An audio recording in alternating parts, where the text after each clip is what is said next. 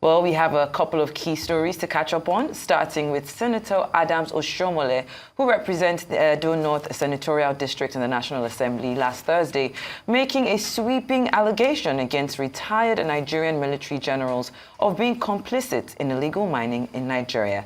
Let's listen to him before we come back for more. Those involved in this illegal mining, they use choppers. They procure arms exactly the same way as our military were doing in the South. They give them arms. They use choppers to come and cut away the gold. And they take them out of this country and make billions of US dollars. And the federal government is not doing what it should be doing. I took this letter to the former president when I was national chairman of APC. And I said, call the general to give you more brief. In fact, what is happening or what subsequently happened in that part of the country was exactly what the general told me was going to happen.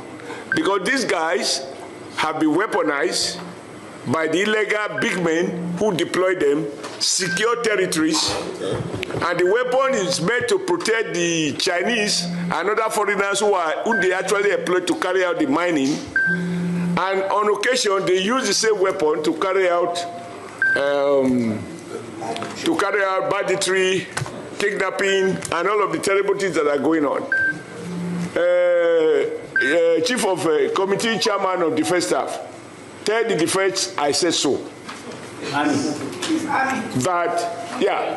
That some retired military officers, army officers are involved in it. The day we can't tell the truth, this country cannot flourish. We can't change our, when it affects our people, we are at our best. We talk strong. Some other people appear to be above the law. That is what is going on with solid mineral. It is not that we don't know where it is. We have a whole survey of where we have what across the length and breadth of Nigeria. We also know, everybody complaining about certain people from certain nationalities. How they got here, even as we are talking now, they are doing those illegal mining. And those guys are getting richer when Nigeria State is getting poorer. But we carry the consequences of banditry, kidnapping, and that which these on illegal armed men, which they equip. Sir, who can afford to buy a chopper to land in an illegal mining site, cut away gold, return to Sediti, and then on the way to airport, bam, take them out of the country? This is happening. So I agree with you, but my position is that we shouldn't, as senators, be lamenting. As senators, we should fix the problem. We should tell the executive, you must deploy exactly the same force that you deploy against illegal oil bunkering. That same force should be deployed to deal with criminals who are money. When I say criminal, it can be a retired general, it can be a retired permanent secretary, it can be a retired trade unionist or a retired labor leader. Whoever is involved, they should be dealt with. Let Nigeria see that we are not condoning this. We are not lamenting what is going on. Wow, very heavy accusations there, very, very weighty accusations, talking about the retired generals' involvement, government's double standards, the impact on security, and of course, a call to action there by Comrade Adams Oshiomhole.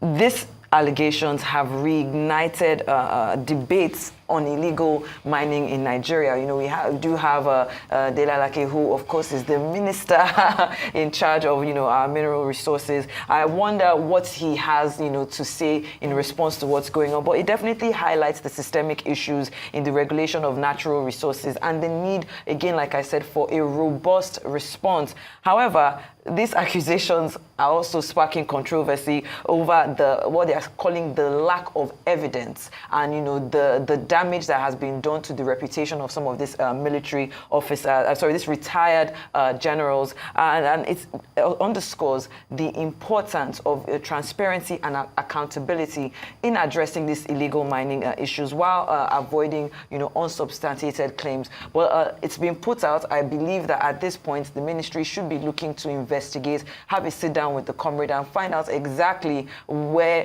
what the evidence is. And if there is evidence, what exactly is going to be done about it? Because like he said, Nigeria, some people are getting richer every single day by shipping out our resources, and we still have 150 million plus Nigerians living below the poverty line. Your thoughts? Well, very weighty allegations, no doubt, but it's not the first time that this type of suggestions will come out, pointing, accusing fingers at either the retired or even serving generals in the army who are complicit, not only in illegal mining, but also in oil theft in the Niger Delta. You may disagree with Comrade Adams Oshiomhole on many things. It might be verbose sometimes. His politics might be, kind of diluted sometimes. But you can't fault him when it comes to, consistent attempts to speak truth to power. And he does that very well. You recall what he also did is his intervention when the CBN governor was going to be confirmed by the Senate. He made a lot of issues that anybody that is serious, will consider before making your choice. So now he has also spoken about an important subject that is at the heart of why Nigeria is not fulfilling its potential. And I think that the question I asked, that we as senators should not be lamenting, because we are a lot higher in status than an average Nigerian who is asking questions. So they should be providing solutions, not just asking questions. Yeah. He made reference to the fact that in 2021, he took a letter to General Buhari, who was the president then. He was, chairman of APC. I don't know what to make of that, because Buhari didn't leave until 2023. So it meant that Buhari had a letter alleging that certain retired generals, possibly juniors to Muhammadu Buhari when he was the head of state or when he was general, were complicit in illegal mining. Okay, is Adams Oshiomhole saying that the president neglected to do anything? Okay, now we're back here. Oshiomhole is a senator of the Federal Republic of Nigeria. He's as close to the president as Mr. Dele Alaki that you referenced, who's the honorable minister, for mines and natural resources. This message to me is not just for Nigerians to say, oh, really, is that what is going on? This message, for me, essentially, is for two people.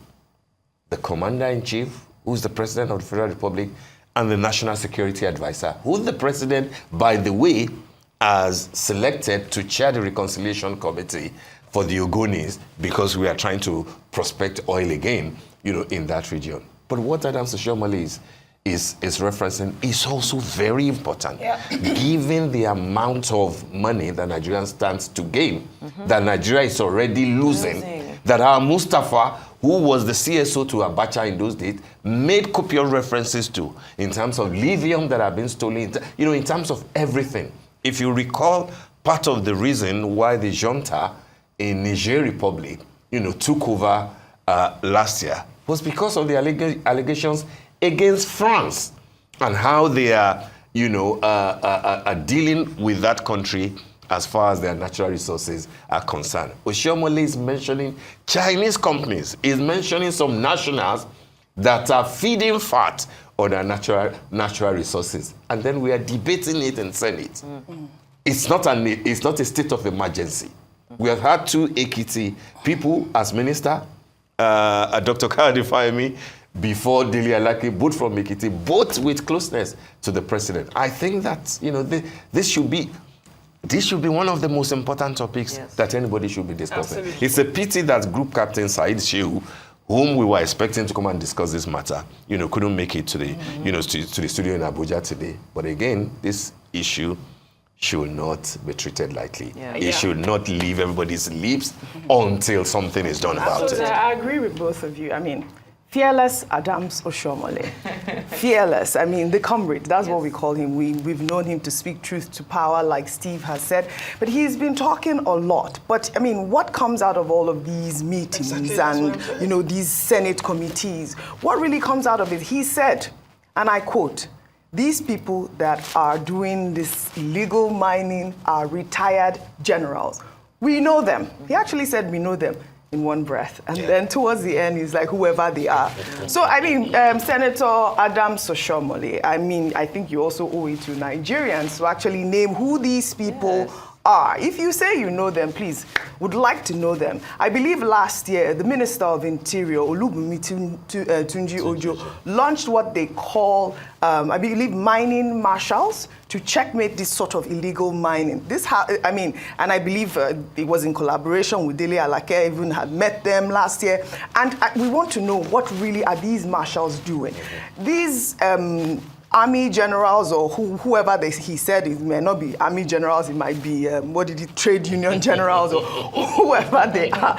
They need to be named. Because I mean, if people know these people, why is it that the Nigerian public have to suffer? Why can't you? I mean, it's not a big deal. Name them so we can know who they are. At the end of the day, that's really evidence you have. Bring out your evidence. The oil bunkering, like he said, have been tackled, decisively. I mean, we've seen people blowing up ships, cargoes, and all of this. Is another sector that needs to be really dealt with. I mean, kudos to Adams Oshiomhole also for speaking up, because if we don't have this sort of conversations, there is no movement. Yeah, can I just quickly add, because we've had responses from two retired generals, Brigadier General John Sura. He's dismissed the claims as false, emphasizing that retired generals, and then the General Bashir Adewimbi also denied any knowledge of this illegal mining. So those two people, they've come out to quickly say, I'm not involved. So but there needs to be an investigation. And Adams Oshiomhole should be in the center, because he's saying that he knows who they are. And whoever they are. He said, we know them, and whoever they are. Okay. All right. I guess we'll call him over so he can speak to the public again about this whole allegation. Now, quickly, before getting to the newspapers, the former Speaker of the Lagos State House of Assembly, Mudashiru Obasa, has insisted that he remains the Speaker of the legislative body, citing constitutional provisions to support his position. Obasa, who addressed loyalists from Agege, Alimosho, and Koshofe local government areas at his residence in Ikeja, said his purported impeachment did not follow due process. Members of the Assembly had on January 13th impeached Obasa over alleged gross misconduct and abuse of office.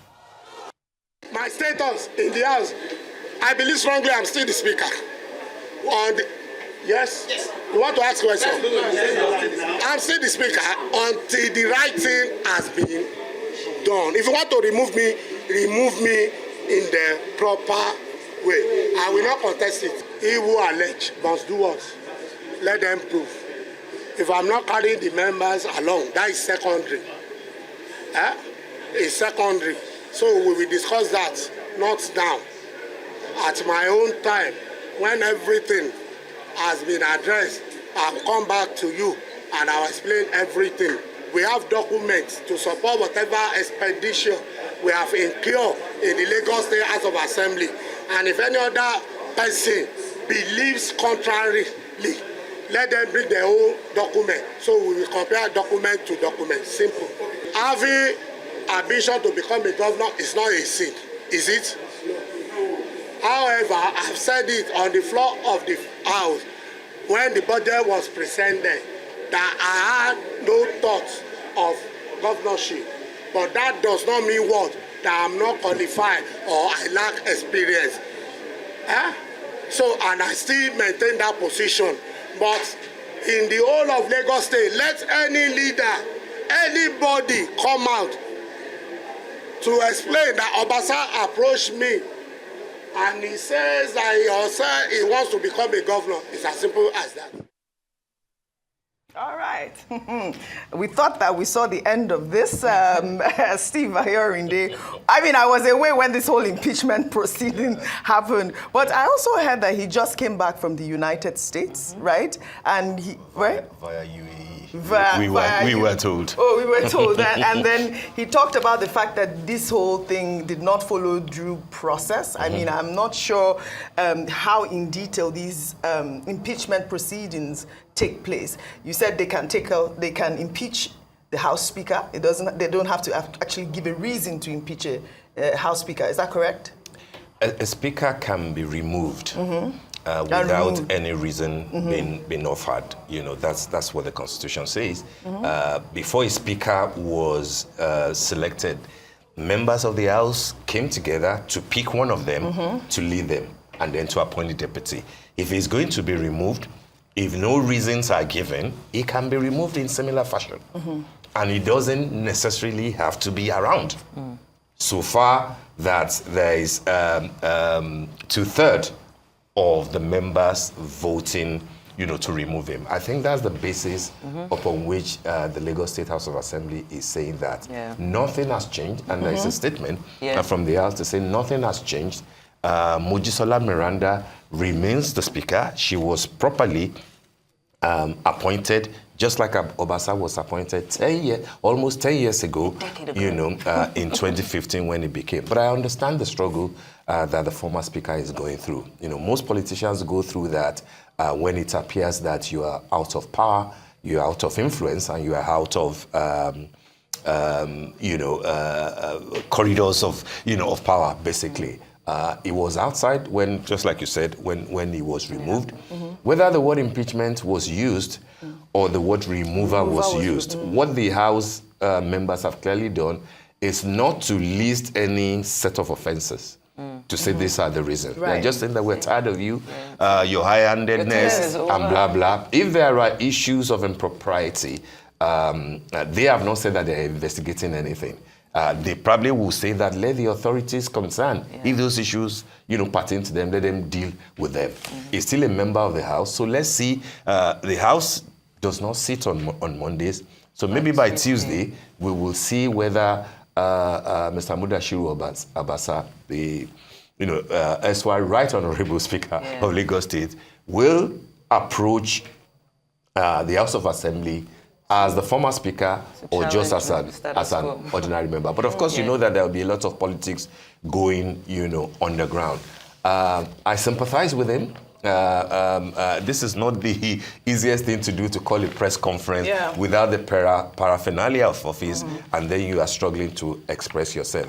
You know, people who might want to be uncharitable to him will usually say that, given the fact that this is a gentleman who probably allegedly started either selling watches or having things to do, you know, with watches before he became a councillor. Given that watches are the key word there, I hope that he will understand what anti-clockwise, you know, attitude means when you try to constitute yourself against the constituted authorities of the party, of the GAC members in Lagos, of the Lagos State Governor, of party members, and possibly, you know, of the leader of the party and the president of the federation. It will be a tough call for him, but of course he's within his right to try and challenge what he thinks might be an untidy process, you know, for which he was removed. The allegations are quite weighty, Shaita. I mean, what about all the allegations? He talked about the police invading his residence. Quickly touch on, like you said, the statement that was put out by Honorable Ogundipe Stephen Olukayode, and he reiterated that it's imperative to clarify that 2/3 of the members of the Lagos State House of Assembly are solidly behind the new speaker, and they all stood by the decision that was taken on the 13th of January. What can we say? What else? Go to court. He says he's going to go to court to challenge.